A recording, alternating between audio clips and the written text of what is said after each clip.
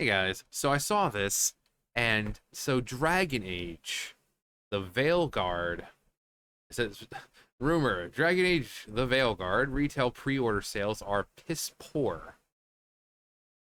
Now I remember Dragon Age back in back in the day. It's been an age, a Dragon Age, if you will, since I've seen it, or even, had anything to do with it. Um, but I remember it having like a much darker. Basically, it's like that fantasy world done right. Very dark, very threatening. You know, it's kind of what you'd expect.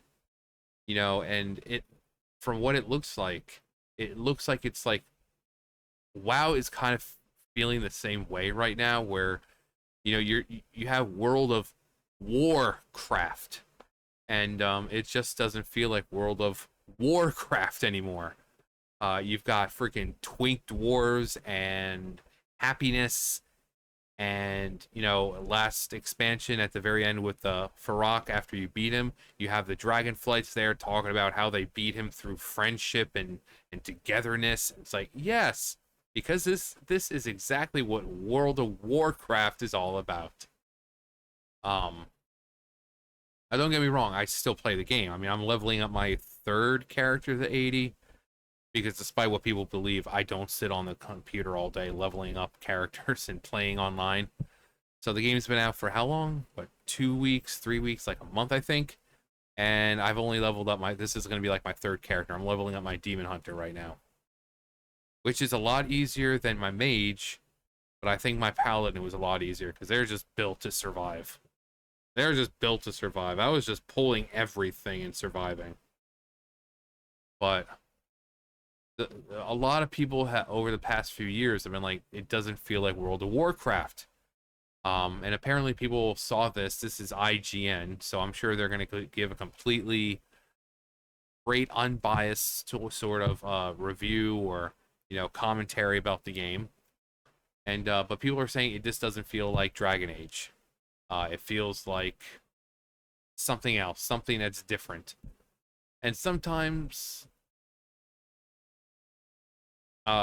different isn't bad, but when you have a game like Dragon Age and there's a certain feel to it, style, sort of, people, so they have an idea of what to expect, but then it's not what they expect, and not in a good way. People get mad. People get mad. But this is Dragon Age the Veilguard exclusive. Ooh, first hands-on preview by IGN. Right then and there, we know there's probably going to be a problem somewhere.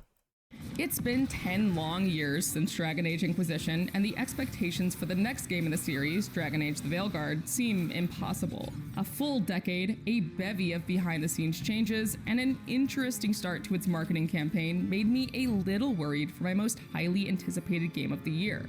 I admire you. What you've been through would break most people. But one of my biggest concerns, based on early previews, was that it could be headed in the direction of being a linear action game rather than its more open-world predecessor. While Dragon Age is known for changing its style with each installment, I hoped dearly that it wouldn't lose too much of the DA DNA I fell in love with. After hours of hands-on time spread across 2 days, I'm pleased to say that I walked away with excitement and curiosity, but mostly relief to wave many of those concerns goodbye.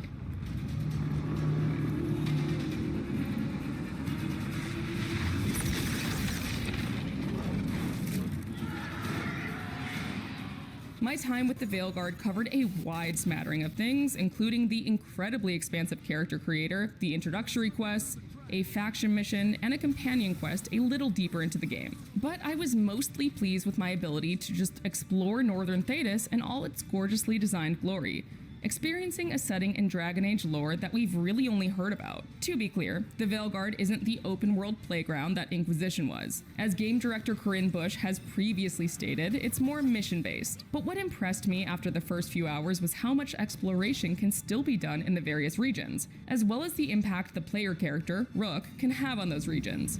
And there we go. Easy. Wow, isn't that something? Consider it something of a mix of Dragon Age 2 and Inquisition. The more Wow. And then that's something. That's exactly how that voice was.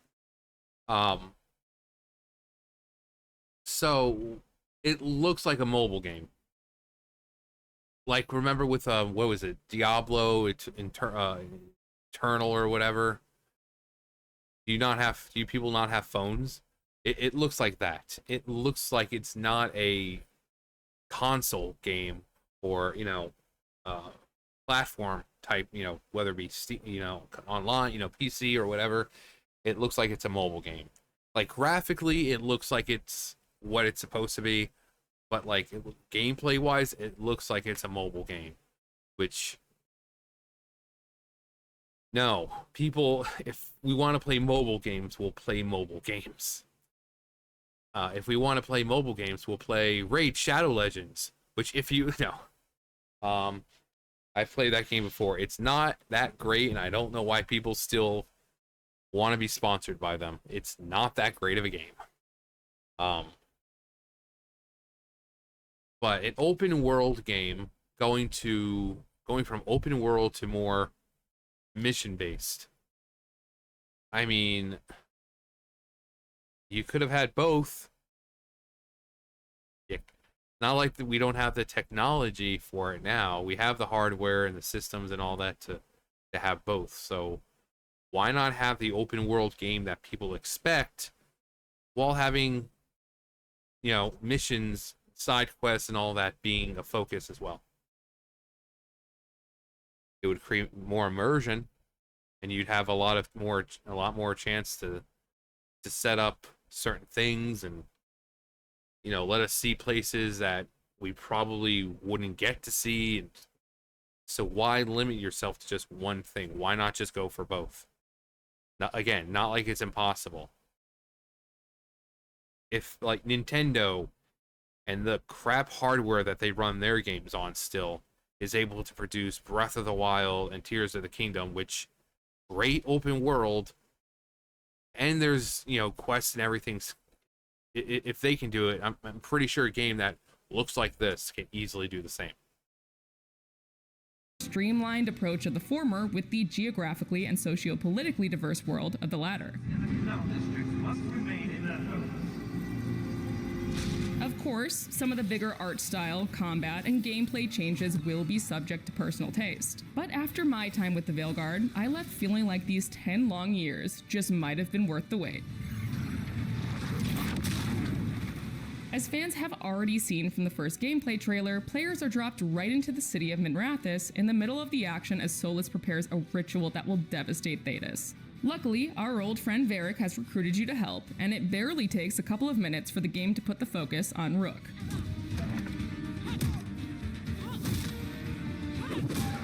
After a surprisingly concise story recap from Varric, there are a number of aspects the Veilguard starts easing you into. For one, the combat. Gone are the days of Dragon Age Origins' more CRPG-inspired tactical system, offering a style that's a mix of quick action and a mechanic where you can pause and pull up your radial menu. While this absolutely does take some getting used to, and it'll be a gradual process to create what could be a highly customized build while learning all your companions' different abilities, it didn't take me long to actually start having fun with it. I largely played mage and rogue builds during my hands-on time, and also quickly started to lean on certain companions' abilities. For one, the mage healing ability was essential. For one particularly difficult remnant, I basically established a pattern where I was only using Balara's mana to heal me, dodging and playing it safe when it got too risky. Nev's ability to slow time was also one I kept returning to, offering a bit more control on the battlefield when the situation got a little too fast-paced.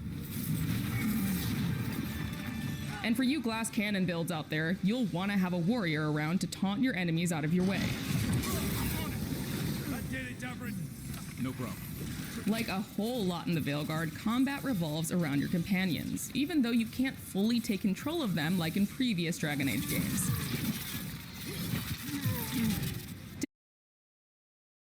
But why, though? Again, we have the hardware. We have the ability to do these things. So why not take what was great about the other games and incorporate it into this game.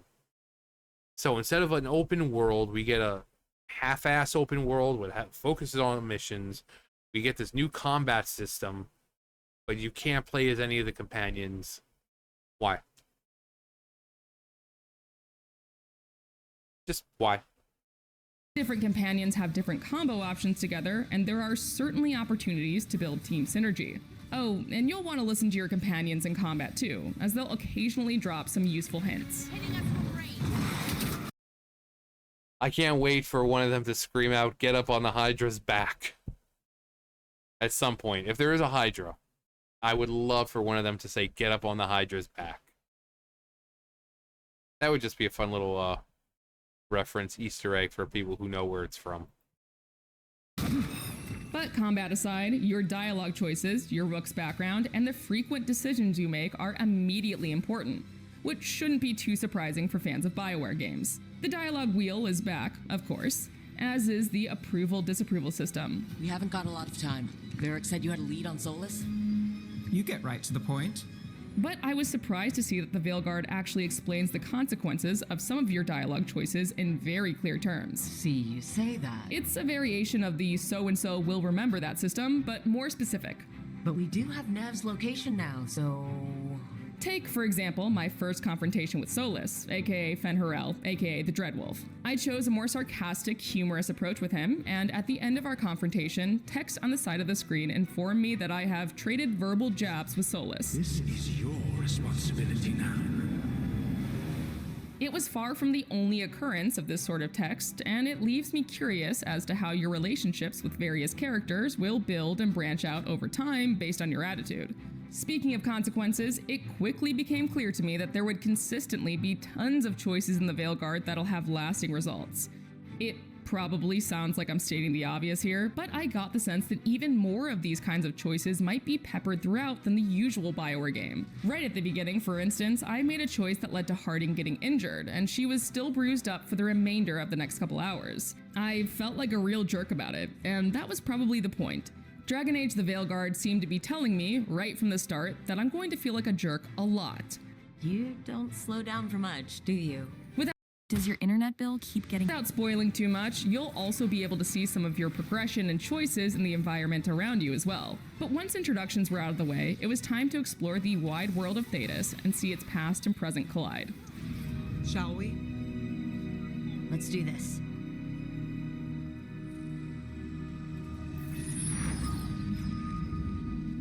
As mentioned earlier, one of my biggest worries was that the Veilguard could end up being more linear in its approach, trading branching gameplay for a straight line. And sure, the opening hours, essentially the tutorial zone, are a little railroady, save for a couple key decisions you have to make. But once you're past that and more established within Act 1, you're much more free to tackle quests as you please as you unlock more and more regions.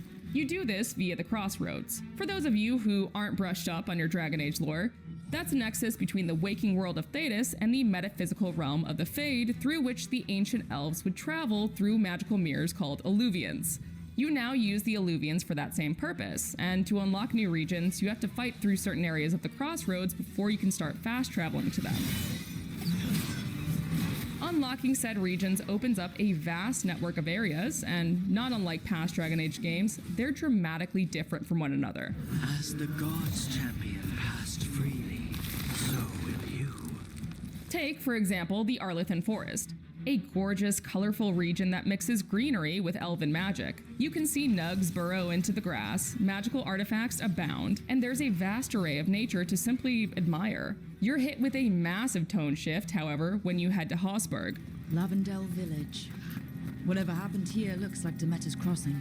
Currently under siege by the Blight, here is where you'll see some of the more horror-inspired aesthetics, and frankly, just some of the grosser aspects of the Blight.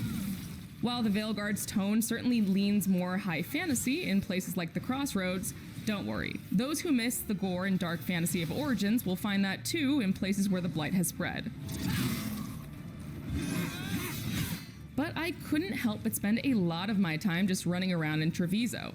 the bustling city that's home to the Antivan Crows faction. For one thing, a lively city feels like a novelty in Dragon Age, but there was simply so much to explore that I kept getting sidetracked. A merchant with unique items here, a new quest to pick up over there, and a random combat encounter over there. And that's just when I wasn't looking around for a cat or dog to pet, because yes, you can pet the cats and dogs.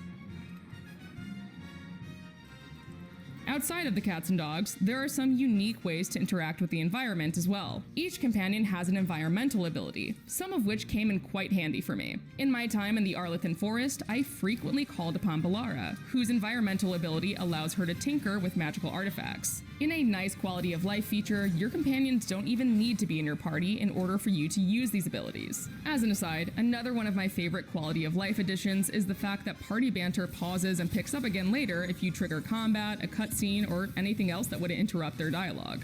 That's right, no more awkward standing around in order to hear the complete conversation. Oh, yes. If you're feeling overwhelmed, the difficulty and accessibility options do allow for about just as much or as little hand-holding as you need. For example, with one Antivan Crows quest I was doing, I could turn the navigation on and simply follow the game's guidance, or turn it off and look for clues in the environment to follow. In this case, the crow's purple symbol painted on certain walls. Another mark this way. I also just happened to be playing an Antivan Crow Rook while completing this quest, which led to some fun dialogue options. We crows are all the army Antiva has, but it's not like we can field a garrison. Once I was in the thick of things, I could clearly see the features in the Veilguard that boiled down to, okay, we heard the complaints about Inquisition, specifically addressing the infamous Hinterlands problem, which is a reference to the first open world area players visit in Inquisition. The zone was packed with more than 50 side quests, many of which boiled down to mere fetch quests, and it left many players drowning in a bevy of checklists that felt inconsequential to the story. The Veilguard has boiled this down quite a lot.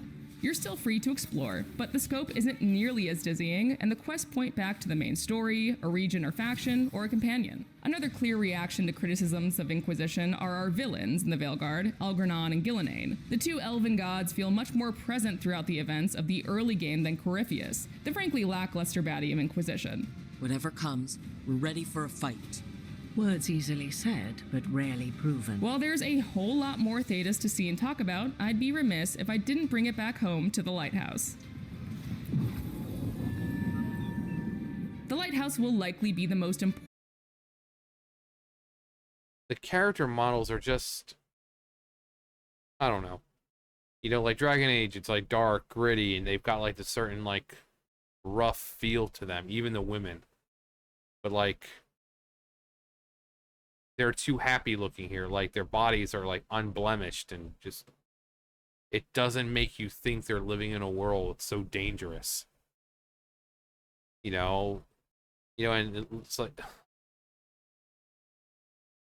you know, again, it's like you guys said with WoW, they're taking a game like Dragon Age and they're like happifying it. Even the enemies don't look nearly as threatening as they would.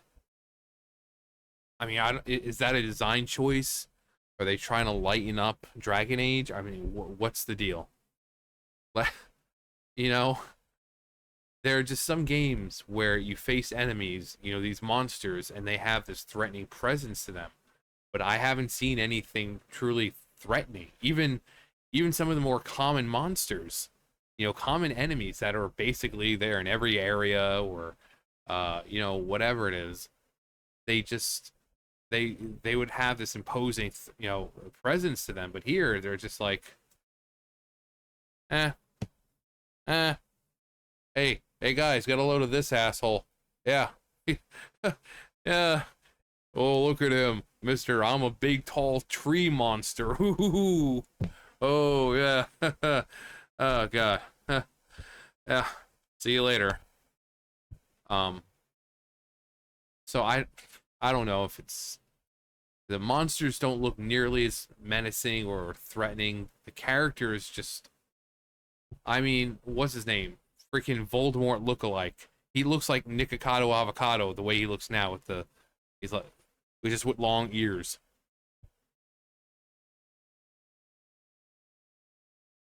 Yeah, right there. Look at that. take away the pointy ears. You got thin Nikocado avocado right there with I'm always 2 steps ahead. You know, none of these characters look like they belong in Dragon Age. These characters look like they belong in like fucking, I don't know, like a freaking Final Fantasy game or Lord of the Rings or something, not Dragon Age.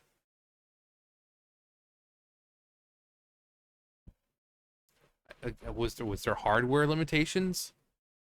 I mean, what's the deal here? I mean, we can't say it's a bigger world because it's not. Is there a reason why they don't look roughed up?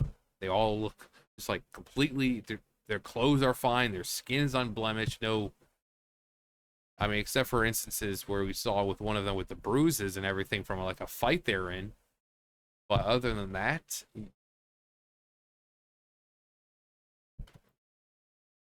important location of the Veilguard, serving as the hub for you and your companions. Each one of your companions has their own room, and conveniently, a light shines outside of their door when they have a cutscene available. Once you get further into Act 1, it certainly starts to feel more lived in, and you can discover some pretty charming character quirks. For example, I found that Emmerich's skeletal assistant Manfred enjoys spending time on the balcony, and we even got a few games of rock, paper, scissors in.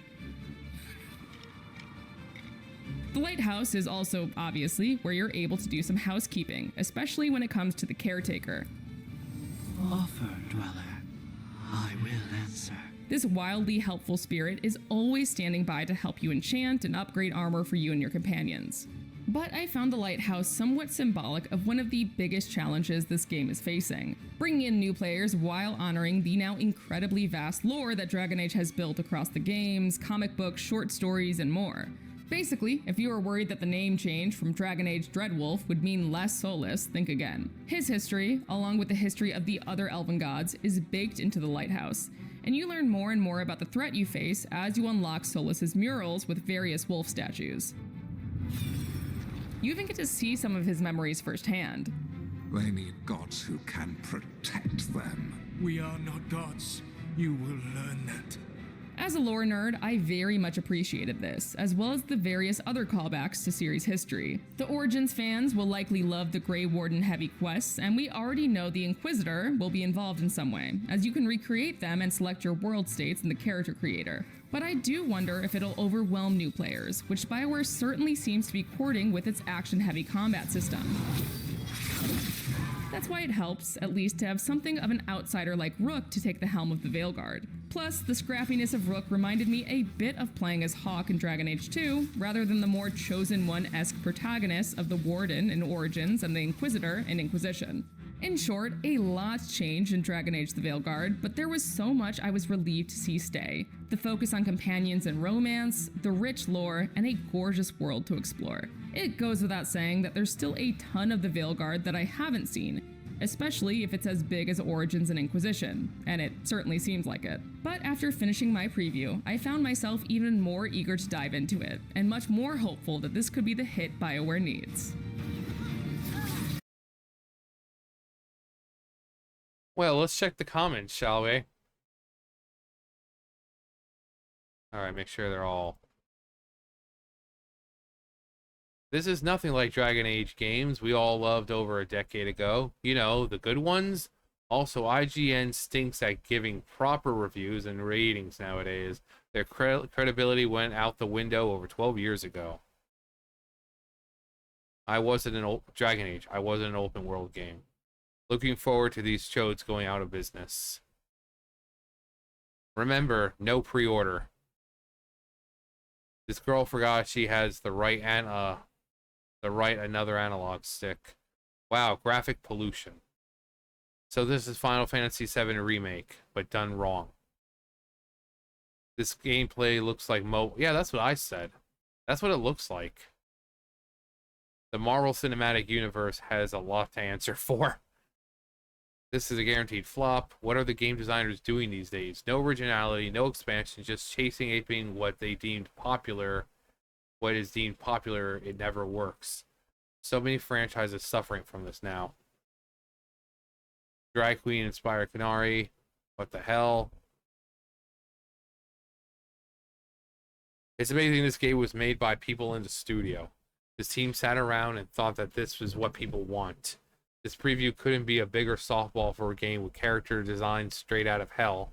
The best mobile graphics one we could hope for, and combat reminiscent of everything we didn't like in previous games. IGN has to be in the bag. What is this thing? I had to stop watching after a couple of minutes. Her voice. Oh, that's bad. Damn, it really looks like a mobile game. Also, oh my god, your voice is so passable. Good job, girlie. Hope.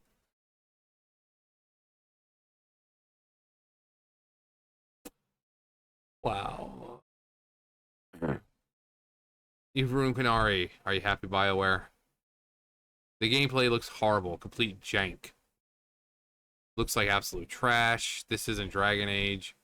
Why is a game about saving the world and millions of lives from complete annihilation so colorful and bright? BioWare is done. WTF, please just put it out of our misery. This isn't Dragon Age.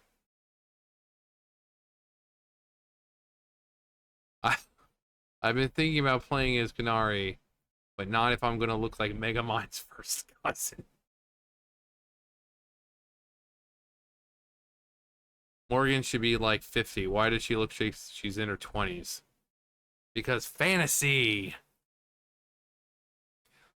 This has to be a joke, right? IGN, bunch of clowns. Inquisition is miles above this trashy game.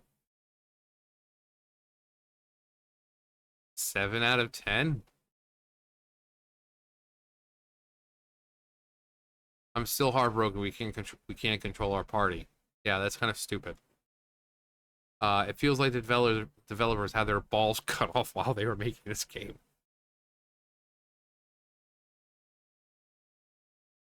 Hey, a black dwarf! Has a My Little Pony look and feel to it. Sad to see this fear so off course. My Little Pony. Looks like they're giving Dragon Age the Mass Effect Andromeda treatment. Looks bland, boring, and lame. No criticism besides the linear introduction, which is basically in every RPG game ever made. This looks worse than Concord. It's like the go-to game to compare things to now. Even if it's not even a shooter, it's just like, just compare it to Concord, because that game was so bad it had to be pulled. Like, you can't purchase the game anymore. If you had it on Steam or whatever, you basically got a refund. So that's how bad it was. Wow, what a giant piece of crap. Really sad we never get the real Dragon Age 4. All those people quit after EA canned it the first time. But does it have pointless hair physics? Dragon Queen Age, the Veilguard.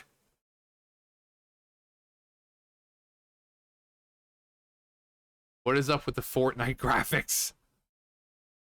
I would do the voice, but I really don't feel like doing it. Just imagine it in your head. You know, that scene. The look how they massacred my boy. What happened to the Quinari? They used to look cool and badass. Now they look like a cross between Megamind and the Macan. Every single spell looks like a glitter bomb. Ladies and gents, don't pre-order. I mean, I could keep going. There's like 2,000, like 2,700 comments to go through.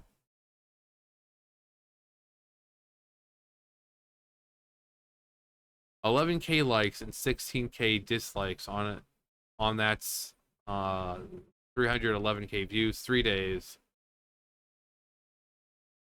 Another slawfest like Star Wars Outlaws. Who decided that draining Dragon Age of testosterone and masculinity was a good thing? I said that. That's what I said. I said it looked like freaking Diablo Eternal or whatever. You guys not have phones? That's exactly what it looks like. At least I'm not the only person who thought that. When they hide when they hide the dislikes.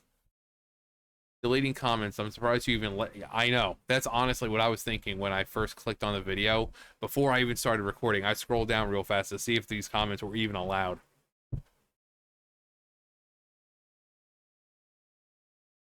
Preview.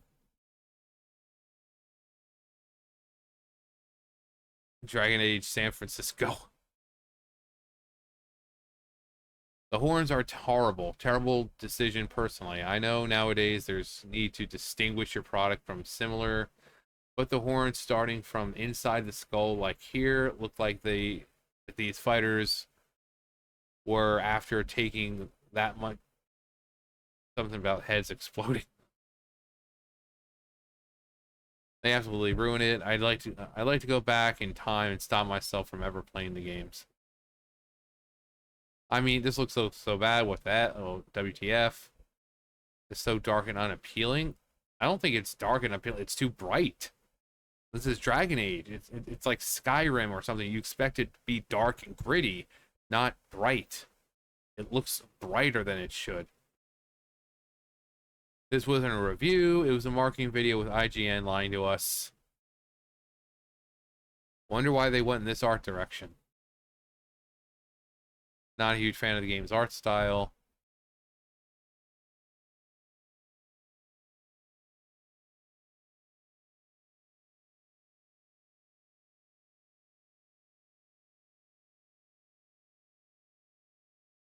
So here's Solus, and here's Nick.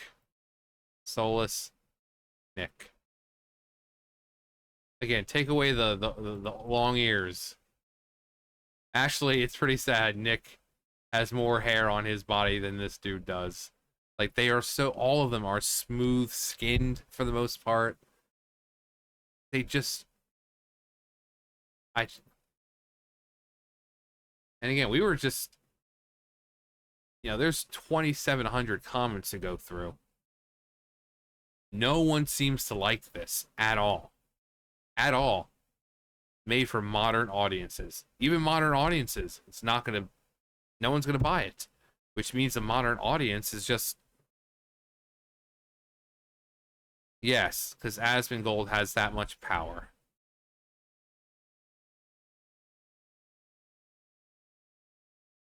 This game gives Emmy Andromeda a run for its money. More like DOA. Looks like a Disney cartoon. The landscapes look nice, but doofy characters, unfortunately. Officer Doofy. Dragon's Age Fortnite edition. But hey, at least you can pet the cats and dogs. Nice. Again, Asmongold's NPCs are flooding the comments section again. Right. Because Dragon Age Tumblr. What are the genders of these characters? Why does it matter? Yes. What's your character? Yes. Well, okay, what's their gender? Yes.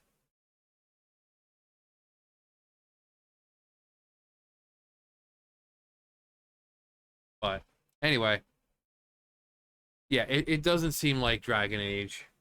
Again, you get used to a certain type of feel and look for a game, and then they just suddenly change it. Again, like I said with World of Warcraft, how suddenly it's less Warcraft and more like, oh hey, there's still an overarching villain, but we're gonna talk about happiness and how we banded together as family, and we're gonna have like fucking twink dwarves and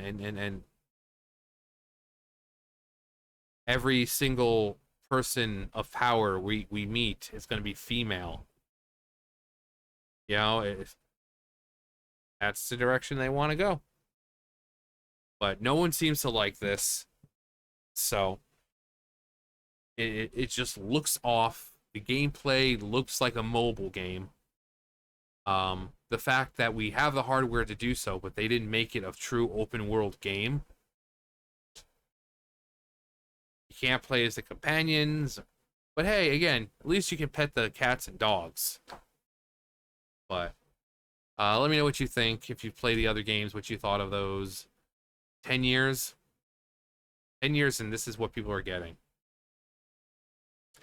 Well, I guess having crumbs thrown at you is better than not eating it all, right?